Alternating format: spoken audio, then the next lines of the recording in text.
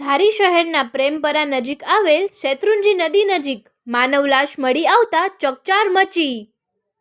નમસ્કાર, ગુજરાત 24 ન્યૂઝમાં આપનું સ્વાગત છે. જોઈએ આજના મહત્વના સમાચાર.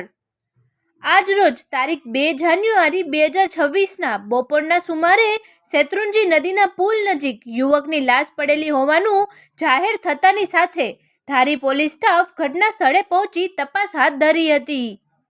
મૃતકની લાશની ઓળખ મોબાઈલ અને પાકીટના આધારે થયા મુજબ મૃતકનું નામ સોલંકી જયંતિભાઈ હોવાનું જાહેર કરવામાં આવેલ, જેઓ અનુસૂચિત જાતિ સમાજના છે અને ધારી શહેરના પ્રેમપરાના રહીશ હતા અને છેલ્લા 4 દિવસથી તેઓ ગુમ હતા, જે અંગેની ધારી પોલીસ તપાસ પણ કરી રહેલ હતી.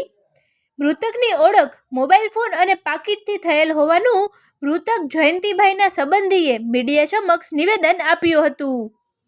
હાલ લાશને પોસ્ટમોર્ટમ માટે ધારીની સિવિલ હોસ્પિટલ ખાતે ખસેડવામાં આવી હોવાનું ધારી પોલીસે જાહેર કરેલ છે.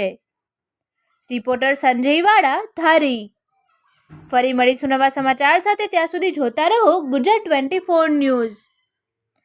અમારી ચેનલને લાઈક, શેર, સબસ્ક્રાઇબ કરી સહકાર આપવા વિનંતી. હા, મારું નામ પ્રકાશ એલિયા છે. 3 દિવસ પહેલાં મારા મામા છે એ ગુમ થયેલા હતા અને આજે ચોથા દિવસે અમને ખ્યાલ પડ્યો કે ભાઈ ધારી ડેમમાંથી એક ડેડ બોડી મળી આવેલી છે, જેની અમને જાણ થતાં અમે ત્યાં તપાસ કરી. મોબાઈલ અને આધાર કાર્ડથી અમને માહિતી મળી કે ડેડ બોડી એમની જ છે. જેની તપાસ કરતાં હવે અત્યારે પોલીસ છે એ પણ કાર્યવાહી. મૃતકનું નામ શું હતું? જયંતિભાઈ મોહનભાઈ સોલંકી.